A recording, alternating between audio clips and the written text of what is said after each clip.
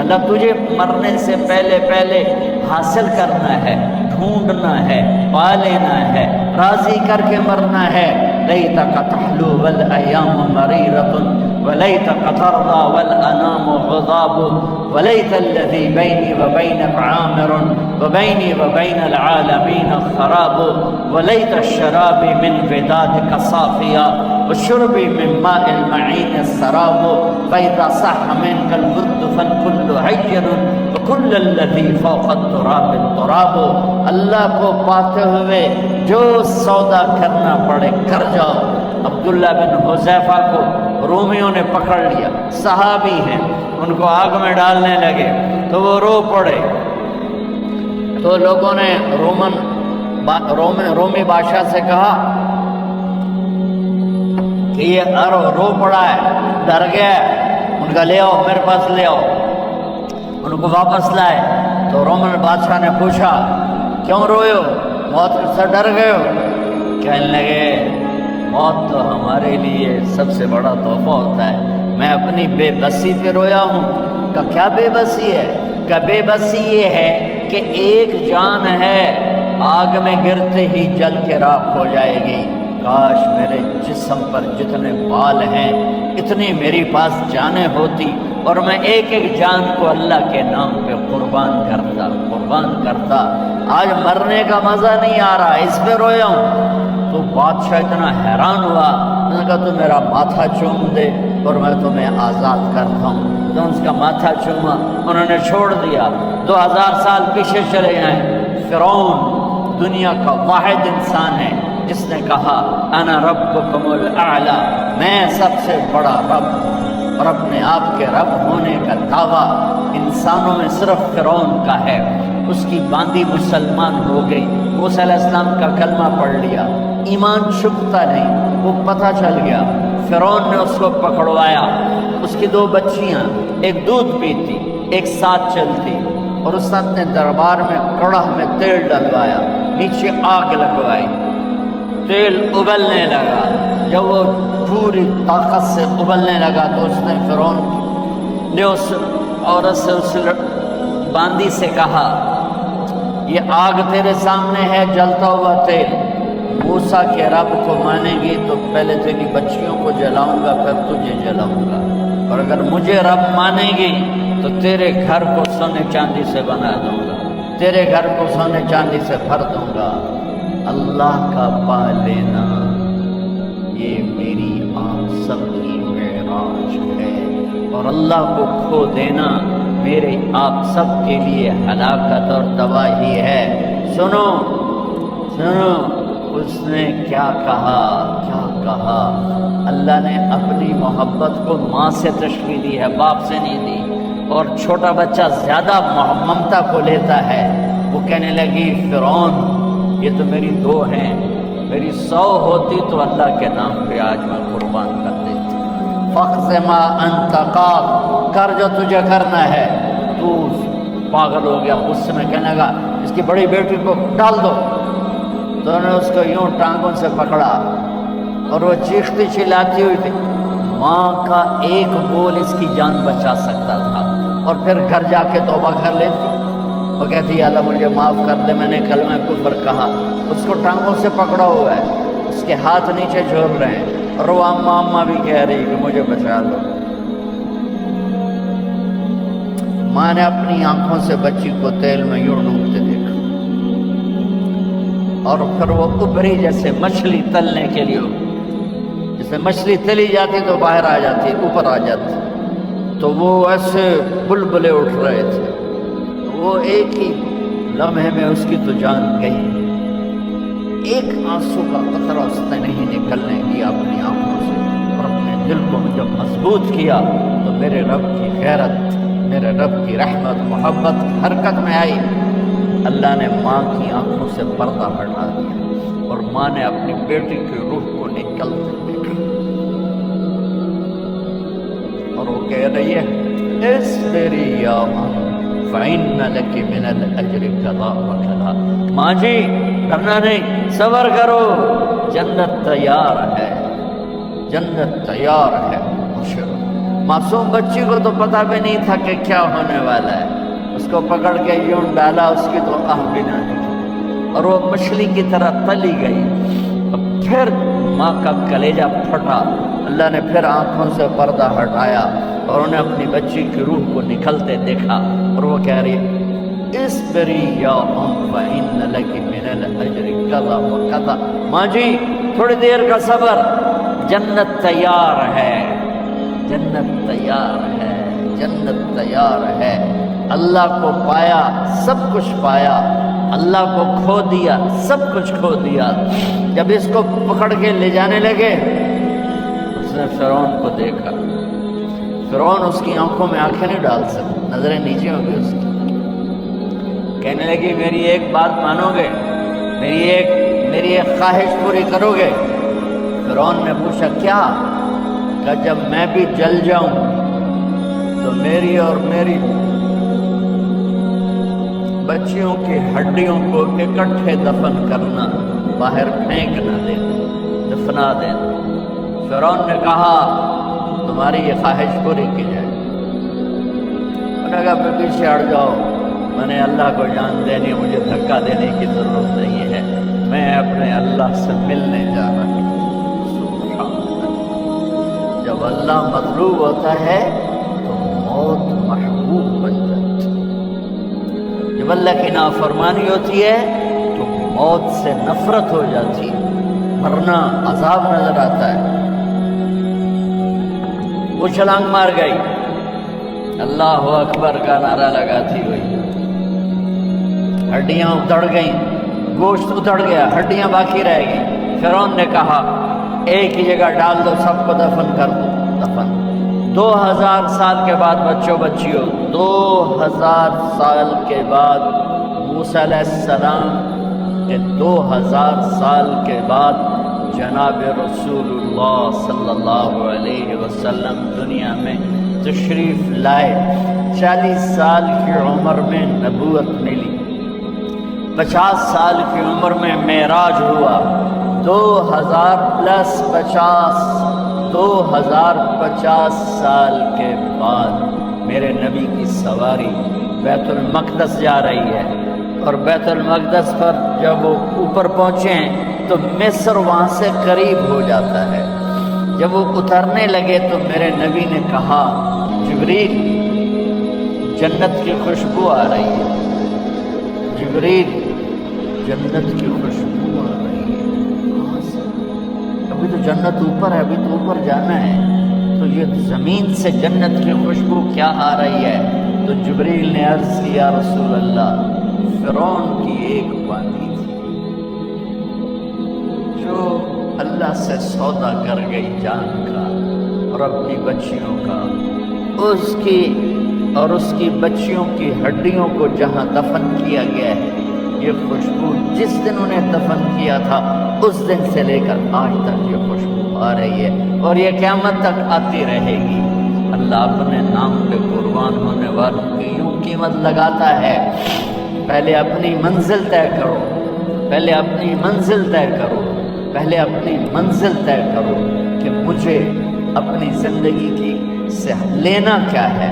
मुझे अल्लाह को पाना है, मुझे अल्लाह को पाना है। मैंने अल्लाह की कसम, अगर अल्लाह राज़ी है तो फिर मौत से बढ़कर कोई तोहफ़ा नहीं, इससे बढ़कर कोई खूबसूरत पैगाम नहीं। और अगर अल्लाह नाराज़ है तो मौत से खौफनाक कोई पैगाम नहीं। उमर बिन अब्दुल अज़ीज़ 3 बर्रे आज़म पर हुकूमत की। उमर बिन अब्दुल अज़ीज़, बनु उमैया, मरवान 9 महीने हुकूमत की। उसका बेटा अब्दुल मलिक बिन मरवान 21 बरस हुकूमत की। उसका बेटा वलीद 10 साल हुकूमत की। उसका बेटा सुलेमान 2.5 साल हुकूमत की। उसी तख्त पर बैठे उमर बिन अब्दुल अज़ीज़। पहले चारों ने अल्लाह के शरीयत को कुर्बान किया हुकूमत के लिए। उमर बिन अब्दुल अज़ीज़ ने अपने आप को कुर्बान किया अल्लाह के लिए। हुकूमत को पाँव के तले रखा और अल्लाह की रज़ा को सामने रखा। इनको जहर दिया गया। जब इनकी मौत का वक्त करीब आया تو انہوں نے رجا بن حیوہ کو بلایا. سننے والی بات ہے بچوں. ان سے فرمانے لگے سنو میں نے 3 بادشاہوں کو قبر میں اتارا. اب بچیاں تو قبرستان جاتی نہیں, ہم تو اپنے ہاتھوں سے قبر میں اتارتے ہیں اور اوپر مٹی ڈالتے ہیں اور اوپر اینٹیں ڈالتے ہیں اور پھر منو مٹی میں دبا کے واپس آتے ہیں. یہ منظر آپ بچیوں کے تو دیکھنے کا بھی نہیں ہے. وہ کہنے لگے میں نے 3 بادشاہوں کو مٹی میں ڈالا, لیکن ان کے کفن کی گرہ کو جب کھول کے دیکھا تو ان کے چہرے قبلے سے ہٹ چکے تھے, تو رنگ ان کے کالے پڑ چکے تھے. ولید بن عبد الملک, سلیمان بن عبد الملک, عبد الملک بن مروان, عبد الملک باپ, ولید بیٹا, سلیمان بیٹا, یہ تینوں ان کے چہرے کالے ہو گئے تھے اور ان کا قبلے سے منہ پھر گیا تھا. اب میں مرنے لگا ہوں, مجھے پہلے ضرور چیک کرنا کہ میرا اللہ میرے ساتھ کیا کرتا ہے. پہلے تینوں کی ظلم کی حکومت تھی, ان کے چہرے قبلے سے کیوں ہٹ گئے؟ آپ کو عجب بات بتاؤں, ولید بن عبد الملک روزانہ تہجد میں کھڑے ہو کے 10 سپارے پڑھتا تھا. 10 سپاروں کی تلاوت تہجد میں کرتا تھا کھڑے ہو کے, اور قبلے سے چہرہ ہٹ گیا. سلیمان بن عبد الملک تہجد گزار, چہرہ قبلے سے ہٹ گیا, ظلم کیا, خون کو پانی بنا دیا, حکومت پر شریعت کو قربان کیا, رشتے ناتوں کو قربان کیا. اللہ نے قبلے سے چہرے, نمازیں منہ پہ مار دی, روزے منہ پہ مار دیے, حج زکاتیں منہ پہ مار دی, تہجد ان کے منہ پہ مار دی, اور ان کے چہروں کو قبلے سے ہٹا دیا اور رنگ کالے کر دیے. عمر بن عبدالعزیز نے اسی سلطنت کو عدل سے بھر دیا, اسی سلطنت کو عدل سے بھر دیا. کیسی سلطنت تھی؟ جب گورنر تھے تو 60 اونٹوں پہ سامان چلتا تھا. جب امیر المومنین بنے تو بچے کہنے لگے ماں سے, بچے بچیاں 12 تھے, ماں سے کہنے لگے کہ عید کا موقع آ رہا ہے, ابا سے کہو ہمیں نئے کپڑے تو لے کر دیں. ان کی ماں کا نام ہے فاطمہ, بچوں کی ماں کا نام فاطمہ بنت عبد الملک. یہ دنیاوی سٹیٹس میں سب سے بڑی خاتون گزری ہے, آج تک اس کے لیول کی کوئی عورت نہیں آئی.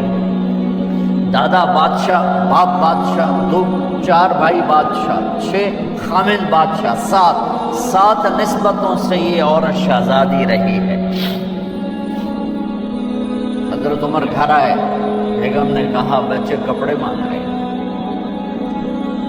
حضرت عمر کہنے لگے میرے پاس تو پیسے نہیں ہیں, تنخواہ میں تو مشکل سے روٹی پوری ہوتی ہے, کہاں سے لے کر دوں؟ تو تھوڑی دیر خاموش رہی بیگم, پھر کہنے لگی آپ ایسا کریں اگلے مہینے کی سیلری ایڈوانس لے لیں, اس سے میں کپڑے لے لیتی ہوں اور روٹی کا خرچہ میں مزدوری کر کے, گھر بیٹھے مزدوری کر کے چلا لوں گی, آپ 1 مہینے کی تنخواہ ایڈوانس لیں. حضرت عمر بن عبدالعزیز واحد خلیفہ ہیں جن کے دور میں 3 بر اعظم میں زکوٰۃ لینے والا باقی نہیں بچا تھا. یہاں لاہور میں ان کی حکومت کے نیچے تھا, جنوبی اسپین فرانس ان کے حکومت کے نیچے تھا, کاشغر تک ان کے حکومت کے نیچے تھا, استنبول کے دروازوں تک ان کی حکومت تھی. 3 بر اعظم میں 1 آدمی زکوٰۃ لینے والا نہ بچا. اور اپنا حال یہ ہے کہ بیگم سے کہہ رہے ہیں پیسے کوئی نہیں, کپڑے کہاں سے لے کر دوں, اور بیگم طریقہ بتا رہی ہے کہ آپ اگلے مہینے کی تنخواہ ایڈوانس لے لیں, اس سے میں کپڑے لے لوں گی اور چولہے کا خرچہ, روٹی کا خرچہ میں گھر بیٹھ کے مزدوری کر کے کما لوں گی. تو حضرت عمر کہنے لگے ہاں یہ ٹھیک ہے.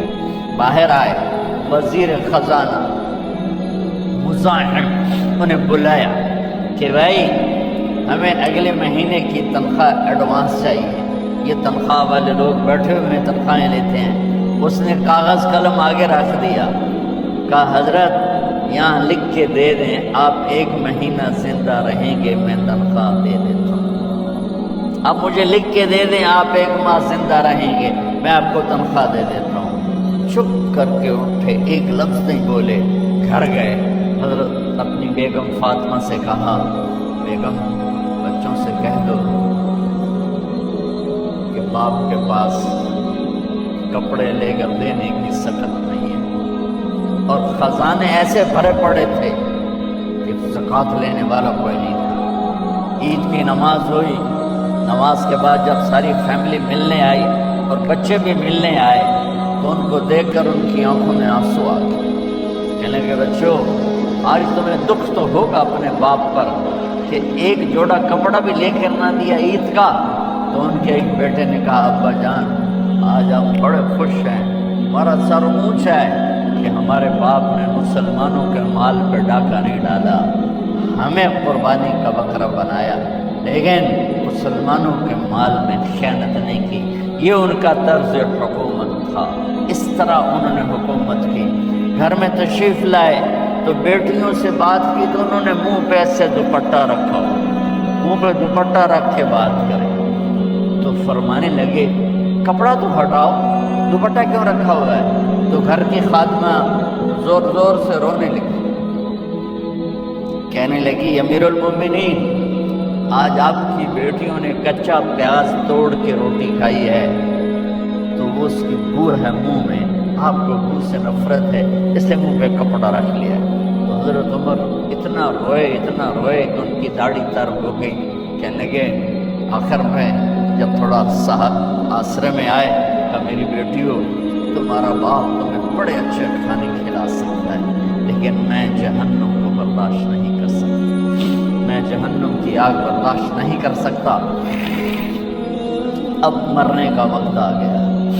جب وہ گورنر تھے تو 60 اونٹوں پہ ان کا سامان چلتا تھا، اور جب وہ امیر المومنین بنے تو عیادت کے لیے لوگ آ رہے تھے تو سالے عیادت کے لیے آئے، فاطمہ کے بھائی کپڑے دیکھے امیر المومنین کے تو بہن کو ایک طرف کر کے فرمایا، بڑے نیک سرداروں میں سے تھے یہ مسلمہ بن عبد الملک، کہنے لگے امیر المومنین کے کپڑے تبدیل کروا دو، لوگ پوچھنے آ رہے ہیں تو میلے کپڑے اچھا نہیں لگتا، کہا جی بھائی کرواتی ہوں۔ اگلے دن جب وہ حال پوچھنے آئے تو پھر وہی کپڑے تھے تو انہوں نے ان کو الگ جا کر کہا بہن میں نے تمہیں کہا تھا کپڑے بدلوا دیتی، کیوں نہیں بدلوائے؟ تو وہ رونے لگی، کہنے لگی کہاں سے بدلواؤں، جوڑا ہی ہے کہاں سے بدلواؤں؟ اور حکومت کتنی تھی؟ 3 بر-اعظم، 3 بر-اعظم کی حکومت۔ ہمارا تو پٹواری امان کا نہیں ہے، وہ 3 بر-اعظم کی سلطنت لے کر ایک جوڑے میں اللہ سے ملنے جا رہا ہے۔ جب ان کا انتقال ہوا سلیمان بن عبد الملک کی ڈیڈ باڈی جب قبر کے قریب لائے اتارنے کے لیے تو ایسے ایسے ہلنے لگا، اس کا پورا جسم ہلنے لگا۔ تو اس کے بیٹوں نے کہا کہ ہمارے ابا زندہ ہیں، تو حضرت عمر نے فرمایا بیٹو زندہ نہیں ہے، عذاب قبر جلدی شروع ہو گیا ہے، عجل اللہ بالعقوبہ، قبر کی پکڑ پہلے شروع ہو گئی ہے، چھپاؤ اپنے باپ کو جلدی۔ جب عمر بن عبدالعزیز کی ڈیڈ باڈی قبر کے قریب کی گئی اور ان کا بھائی اتارو بھائی، وہ باتیں شروع ہو جاتی ہیں، رومال ڈالو، چادر پکڑو، ادھر سے پکڑو، تو ایک دم ایسے ایک پرچہ ہوا میں اڑتا ہوا سب نے دیکھا، وہ آتے آتے آتے آتے آتے آتے یوں آ کے حضرت عمر کے سینے پر گر گیا۔ سب دیکھ رہے ہیں، جب پرچے کو اٹھا کے دیکھا گیا تو اس پہ ایک سطر پہ لکھا تھا بسم اللہ الرحمن الرحیم، اور دوسری سطر پہ لکھا تھا براءۃ من اللہ لعمر بن عبد العزیز من النار، یہ عمر کے لیے جہنم کی آگ سے نجات کا پروانہ۔ 3 بر-اعظم کی سلطنت لے کر وہ جنت کا پروانہ لے کر دنیا سے گئے۔ جب ان کو قبر میں اتارا گیا تو انہوں نے رجا بن حیوہ سے فرمایا تھا 3 بادشاہوں کے چہرے دیکھے قبلے سے پھر گئے، رنگ کالے پڑ گئے، مجھے تم نے دیکھنا ہے کہ کیا ہوتا ہے؟ تو رجا فرماتے ہیں جب میں قبر میں اترا اور ان کے کفن کی گرہ کو کھول کے دیکھا تو چہرہ قبلے کی طرف فکس تھا، اور مجھے یوں لگا جیسے 14ویں رات کا چاند قبر میں اترا ہے۔ میرے عزیزو، طالبہ و طالبات، اللہ کو اپنی منزل بناؤ، اللہ کو اپنی منزل بناؤ، اللہ کو اپنی